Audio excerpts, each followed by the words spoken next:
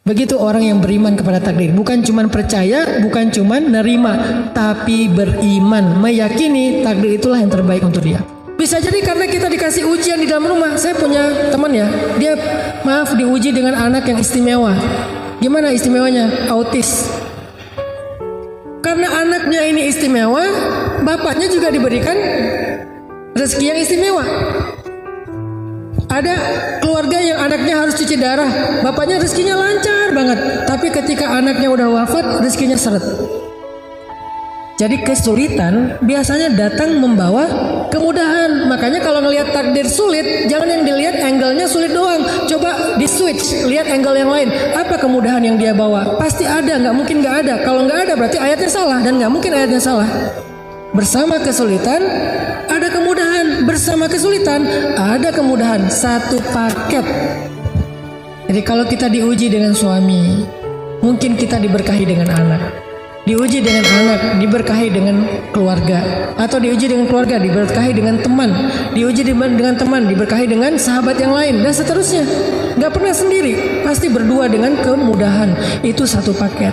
Makanya beriman kepada qadha dan qadar, syarrihi wa khairihi, yang buruk menurut kita ataupun yang baik.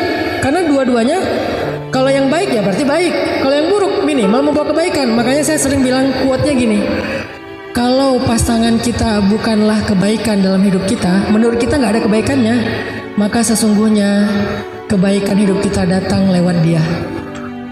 Yakinlah itu. Kalau pasangan kita, pekerjaan kita, nasib kita, keadaan kita bukanlah kebaikan menurut kita dalam hidup, maka yakinilah kebaikan datang melalui itu. Mungkin suami kita bukan kebaikan. Ustadz, udah saya pikir-pikir tentang suami saya, nggak ada kebaikannya. Kayaknya nggak mungkin sih. Tapi kalaupun ya kayak gitu, walaupun nggak mungkin ya, kecuali suami kita Firaun kali ya. Kalau suami kita Firaun, oke, nggak ada kebaikannya. Siapa yang kayak gitu? Ya Asia, istri Firaun. Ada nggak kebaikan Firaun? Ada Ustadz, apa? Dia nggak poligami. Itu bukan kebaikan. Misalnya Firaun, sebutlah Firaun sebagai ujian bagi Asia. Kan nggak ada kebaikan Firaun kan? Nggak mungkin ada orang bilang, menurut saya Firaun itu baik juga sih. Sebetulnya Firaun itu kasihan ya. Ada yang kasihan sama Firaun? Ada yang ngefans sama Firaun? Dek, namanya siapa? Firaun, Om. Loh, kok namanya Firaun? Soalnya ayah aku ngefans banget sama Firaun. Nggak ada ya? Mau orang Islam, mau orang Nasrani, mau orang Yahudi, nggak ada yang ngefans sama yang namanya Firaun. Lintas agama loh, itu musuh bersama itu. Saking nggak ada kebaikannya Firaun. Kalau ada satu saja kebaikan Firaun, Allah udah kasih dia hidayah. Karena Allah gak akan menyia-nyiakannya ya. Karena gak ada sama sekali kebaikan Firaun, makanya gak dikasih hidayah. Makanya dia dibinasakan. Nah, kok Asia dikasih suami yang gak ada kebaikan sedikit pun? Kalau Asia boleh bilang memang gak ada kebaikan pada suami saya. Kalau kita gak bisa sih. Memang suami kita Firaun. Suami saya, emang suami ibu siapa? Ustaz. Firaun bukan Firman. Ya tetap ada kebaikan. Kalaupun menurut kita nggak ada kebaikan kayak Firaun misalnya, maka sesungguhnya kebaikan datang melalui Firaun. Apa kebaikannya Asia melalui Firaun? Dengan ujian Firaun, Asia bersabar, maka Allah berikan kebaikan yang sangat besar kepada Asia. Apa? Satu, Allah jadikan Asia itu satu dari 4 perempuan sempurna di muka bumi. Cuma ada 4. Asia, Sayyidah Maryam, Sayyidah Khadijah, Sayyidah Fatimah. Kok nggak ada Aisyah? Aisyah itu perempuan istimewa. Beda kategori. Kalau yang ini istimewa, yang ini sempurna. Beda-beda. Semuanya juga baik, semuanya juga keren. Cuman beda istilah. Khadijah, Fatimah, Maryam, dan Aisyah perempuan sempurna. Allah sempurnakan dia justru karena kekurangan lewat suaminya. Satu. Kedua, apalagi kebaikan Asia yang sangat besar justru datang bersama kesulitan Firaun. Allah jaminkan Asia masuk surga. Bahkan Asia sudah bisa melihat surganya dibuka hijab ketika Asia masih di bumi. Masih di bumi bisa ngelihat surga, sehingga wafatnya walaupun tersiksa dalam keadaan tersenyum. Kenapa kok malah tersiksa tapi tersenyum? Karena melihat surganya. mencium aroma surga, merasakan indahnya angin surga, melihat pemandangan surga yang akan ditempati, sehingga rasa siksaannya Asia itu nggak kerasa, ketutup sama indahnya nikmatnya surga. Itu namanya fa inna ma'al usri yusra, inna ma'al usri yusra. Itu poin kedua tentang takdir. Poin pertama, pentingnya belajar takdir ternyata untuk healing. Poin kedua, gimana cara kita ngelihat takdir? Lihatlah takdir dengan iman, dengan husnudzon billah, berbaik sangka kepada Allah. Nah, boleh kita ngelihat takdir seperti kacamata qadariyah, bahwa semuanya kita yang tentukan, atau kacamata jabariyah, bahwa semuanya udah diatur, kita mah nggak ada peran apa-apa, jadi nggak usah ngapa-ngapain. Tapi kita melihat takdir dengan iman dan husnudzon, yakin bahwa ini yang terbaik. Mau yang kita anggap buruk, apalagi yang kita anggap baik, itulah yang terbaik. Kalau yang kita anggap baik, ini udah paling terbaik, nggak ada yang lebih baik lagi dari ini untuk kita. Kalau yang kita anggap buruk, bersama dia ada kebaikan, atau di dalamnya ada kebaikan, kita aja yang menganggapnya buruk. Pakai surat Al-Baqarah, wa asa an takrahu syai'an huwa khairul lakum. Pakai surat An-Nisa, wa asa an takrahu syai'an wa yaj'alallahu fihi khairan katsira. Pakai surat Al-Insyirah, fa inna ma'al usri yusra, inna ma'al usri yusra. Ini poin kedua cara kita memandang takdir. Baru poin yang ketiga, apakah takdir bisa berubah? Coba teman-teman sekalian buka firman Allah di dalam surat Ar-Ra'd ayat 39. Ada berita gembira buat kita di dalam ayat ini. Surat Ar-Ra'd ayat 39. A'udzu billahi minasy syaithanir rajim. Bismillahirrahmanirrahim. Yamhullahu ma yasha'u wa yuthbit. Yamhullahu ma yasha'u wa yuthbit wa 'indahu ummul kitab. Apa artinya? Allah menghapus apa yang Dia kehendaki dan menetapkan, dan di sisinya lah ada ummul kitab. Pertanyaannya, apa maksud dari ayat ini menghapus dan menetapkan? Sekurang-kurangnya ada 3 tafsiran dari para ulama tafsir, tetapi kita memilih tafsiran yang ketiga karena itu jumhur, mayoritas pendapat ulama. Pendapat yang pertama yang dihapus itu adalah syariat. Syariat terdahulu dihapus dengan datangnya Rasul yang berikutnya. Syariat Islam menghapus syariat Nasrani dan Yahudi karena dia menyempurnakan. Di dalam Islam sendiri ada ayat nasikh mansukh, ada hukum syariat yang dihapus dan yang menghapus. Contohnya tentang waris. Dulu di zaman Madinah sebelum Fathu Makkah, itu tuh hukum waris tuh beda dengan sekarang. Hukum warisnya gimana? Dulu saudara angkat itu menjadi ahli waris, boleh mendapatkan warisan dari saudara angkatnya yang meninggal. Kalau orang Ansor meninggal, saudara angkatnya dari Muhajirin itu mendapatkan hak warisan sama seperti anak. Makanya dulu ada mu'akhad bainal Muhajirin wal Ansor, ada persaudaraan antara Muhajirin dengan Ansor. Saudara angkat itu bisa mendapatkan warisan dari keluarga angkatnya sebelum Fathu Makkah, karena Muhajirin masih miskin, masih susah. Setelah Fathu Makkah, hukum itu dirubah karena nggak ada kebutuhan lagi. Maka setelah Fathu Makkah, saudara angkat tidak lagi boleh menerima warisan dari keluarga saudara angkatnya. Dia boleh menerima hibah dan seterusnya. Tapi kalau warisan nggak bisa, hanya anak biologisnya, dan itu sesuai dengan pernikahan. Kalau biologis tapi tidak pernikahan juga nggak dapat. Nah, ini artinya menghapus. Ini tafsiran pertama ya. Banyak contoh-contoh yang lain. Yang kedua, yang menghapus di sini apa? Dosa. Dengan taubat Allah menghapus dosa.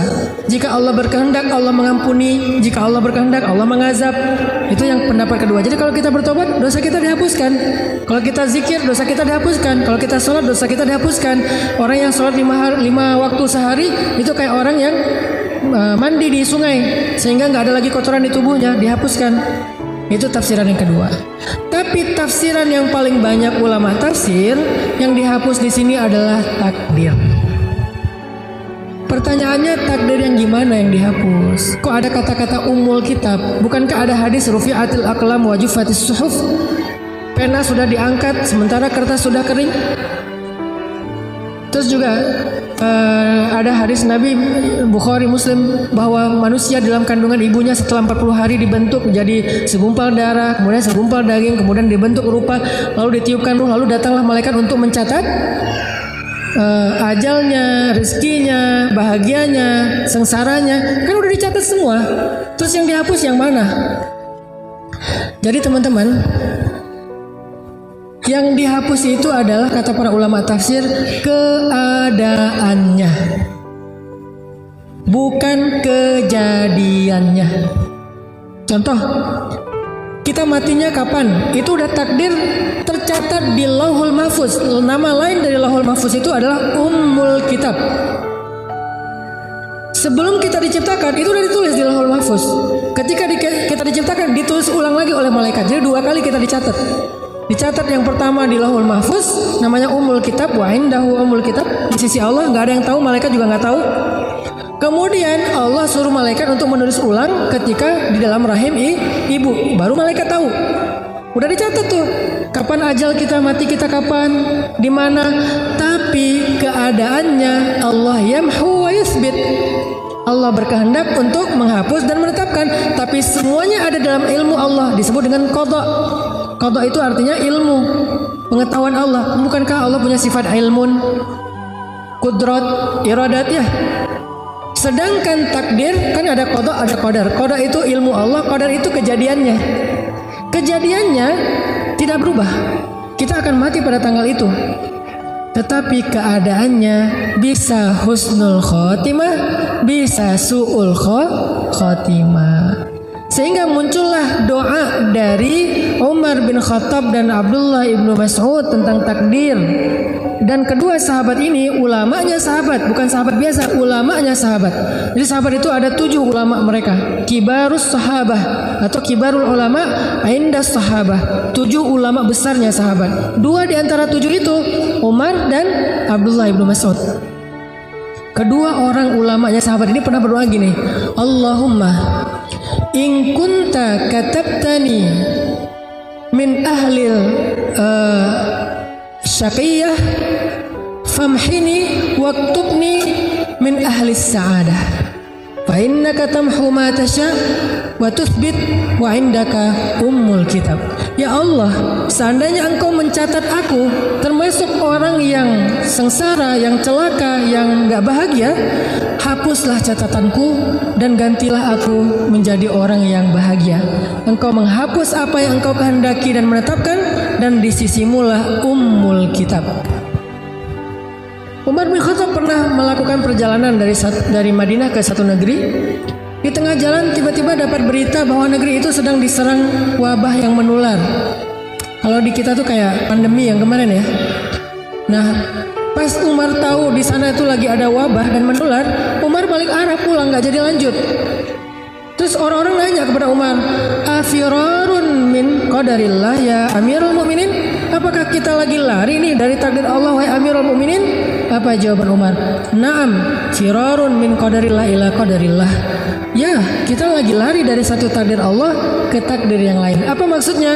Kita lari berharap mendapatkan takdir yang baik, menghindar takdir yang buruk. Takdir yang maksud di sini apa? Keadaannya.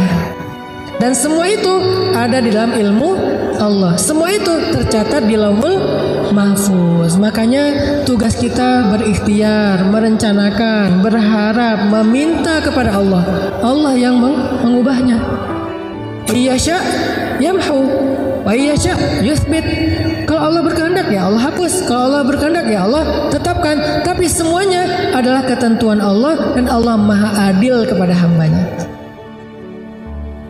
Jadi kita matinya tetap di tanggal yang sama, tapi dalam keadaan yang Allah berkehendak seperti apa dan kita berharap yang terbaik. Begitu juga jodoh. Jadi siapa jodoh kita misalnya ditetapkan? Si Agus misalnya, Mas Agus. Ya udah nggak akan jadi bagus, ya Agus saja, nggak ditambah B ya. Jadi Agus tetap Agus. Tapi kalau kita belum berdoa kepada Allah meminta takdir yang baik, bisa jadi Agus ini jengkelin. Bisa jadi kita dengan Agus ini gak happy, ribut terus, panas terus keadaannya, gak ada rasa, dingin. Tapi begitu kita, ya Allah, jika Engkau takdirkan aku dengan Agus ini ribut terus, hapuslah ya Allah, ganti dengan romantis. Tiba-tiba dia pulang kerja bawa bunga. Tiba-tiba dia nelpon, kamu udah makan belum? Oh kan hari ini puasa. Oh iya maaf. Tiba-tiba dia meluk kita, sayang sama kita, kata-katanya romantis. Tiba-tiba kita muncul rasa yang sangat besar kepada dia. Itu takdir Allah. Dan kita minta kepada Allah yang terbaik. Orangnya nggak berubah, tapi keadaannya berubah. Anaknya nggak berubah, tapi kesolehannya berubah. Pekerjaannya nggak berubah, tapi keberkahan rezekinya berubah. Dan kita meyakini semua itu adalah yang terbaik di sisi Allah. Ada cerita, Nabi pernah cerita gini. Nanti di hari kiamat ada 4 orang yang masuk neraka karena dia ahli maksiat, dosa, banyak dosanya. Setelah lama di neraka, keempat orang ini dikeluarkan dari api neraka, dihisap ulang. Apakah dosanya udah habis atau masih sisa? Ketika dihisap, ternyata dosanya masih banyak. Saking banyaknya dosa, udah diazab masih banyak dosanya.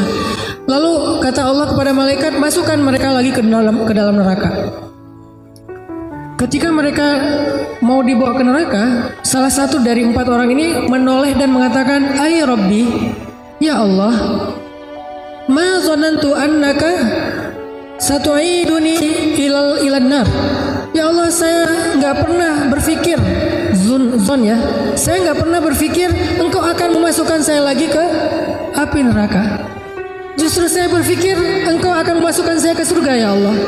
Saya pikir Engkau sudah mengampuni dosa saya ya Allah. Saya nggak pernah berpikir Engkau akan memasukkan saya lagi ke dalam neraka. Dia husnuzon kepada Allah. Dia husnuzon kepada Allah. Kemudian Allah berfirman kepada para malaikat, wahai malaikat, benarlah hambaku dengan prasangkanya, maka dengan rahmatku masukkanlah dia beserta 3 temannya ke dalam surga. Bayangin, orang yang takdirnya masuk neraka, Allah rubah jadi masuk surga hanya dengan berbaik sangka kepada Allah. Itu dahsyatnya berbaik sangka kepada Allah.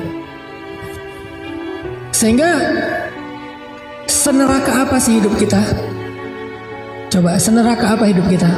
Sama nggak dengan neraka? Yang nggak jauh. Jadi kalau neraka aja bisa berubah menjadi surga, apalagi hidup kita yang nggak neraka-neraka banget sih. Walaupun kita bilang hidup saya neraka banget, Ustaz, enggak, jauh dari neraka. Kita aja nggak tahu gimana azab api neraka ya. Hidup kita tuh nggak neraka sama sekali, walaupun nggak surga-surga banget juga sih.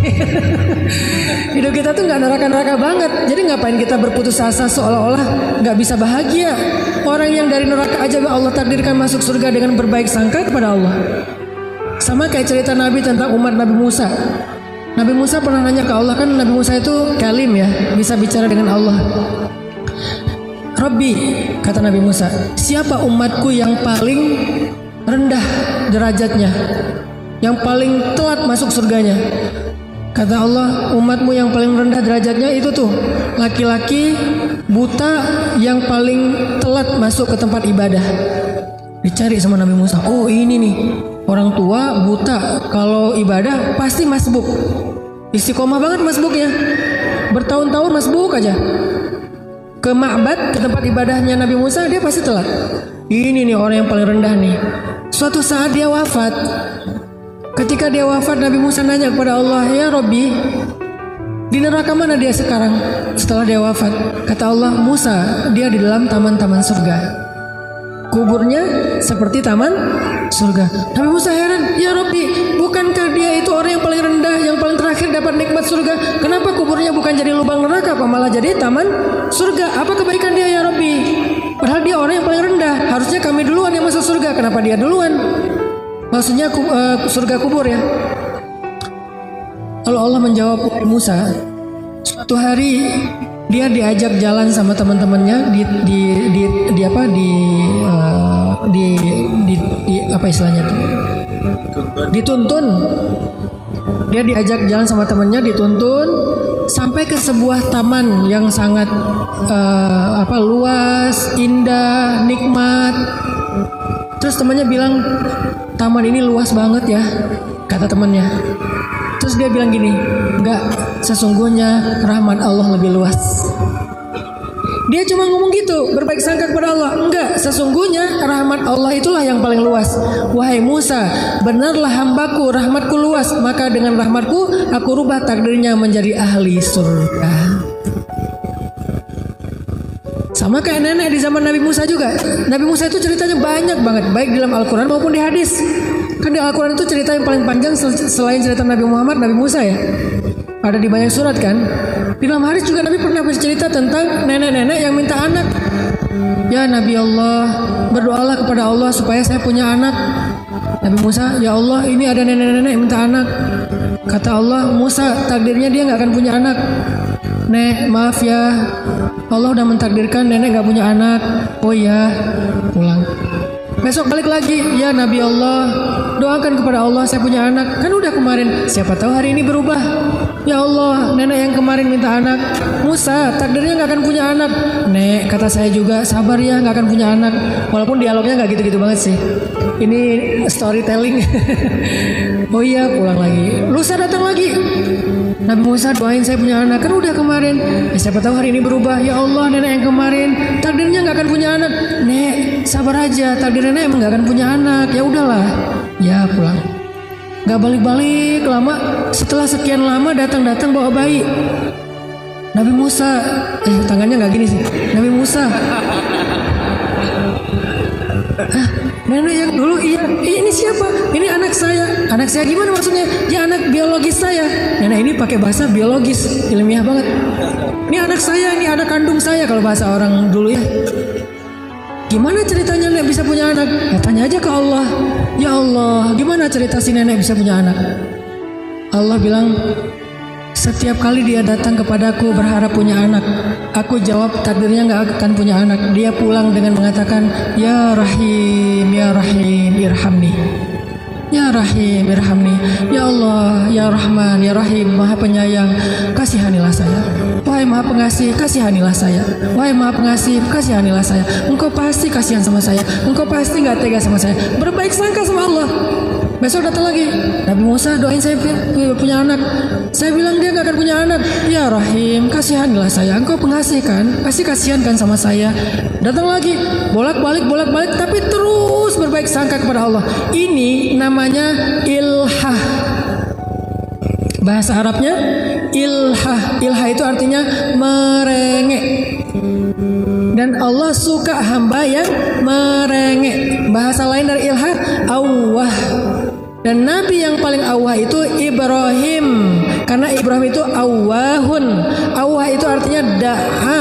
Da'a itu artinya kalau meminta itu berulang kali dan lama, terus minta yang sama.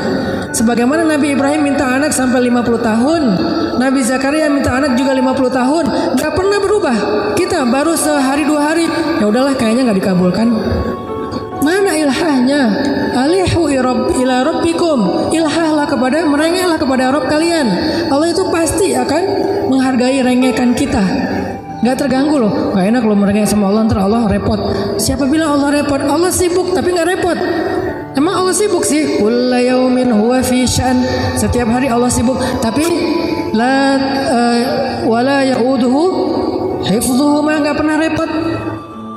Akhirnya karena nenek ini merengek berbaik sangka sama Allah, kata Allah, dengan rahmatku aku rubah takdirnya sehingga dia punya anak. Makanya merubah takdir itu adalah hak Allah, tapi Allah maha adil, maha syakur. kufur. Sehingga Allah berfirman dalam hadis qudsi, wahai hamba-hambaku, sesungguhnya aku mengharamkan kepada diriku zalim, maka janganlah kalian berlaku zalim kepada sesama kalian. Allah aja mengharamkan dirinya dari sifat zalim. Gak mungkin Allah zalim sama kita. Berarti Allah itu adil. Kebalikan dari zalim kan? Allah itu adil. Kalau kita berbaik sangka, Allah pasti menunjukkan persangkaan kita. Kalau kita berharap, Allah pasti nggak akan mengecewakan kita. Kalau kita meminta, Allah pasti ngabulin permintaan kita. Pasti dengan kehendak Allah. Sehingga Allah yang berkuasa, yamhu wa yuthbit, menghapus dan menetapkan, tetapi Allah juga maha adil dan maha syakur. Semoga 3 poin ini bisa menjelaskan maksud dari beriman kepada takdir dalam konteks kehidupan kita. Sekarang apapun masalah kita, coba lihat itu dari angle iman kepada takdir. Bukan cuma percaya, bukan cuma nerima, tapi meyakini itu yang terbaik. Tapi kata kuncinya, kita mengusahakan, kita merencanakan, kita mengikhtiarkan, Allah yang menentukan, dan Allah pasti menentukan yang terbaik untuk kita. Kalau kita anggap itu buruk, maka bisa jadi di dalamnya ada kebaikan, atau keburukan itu membawa kebaikan. Barakallahu fikum.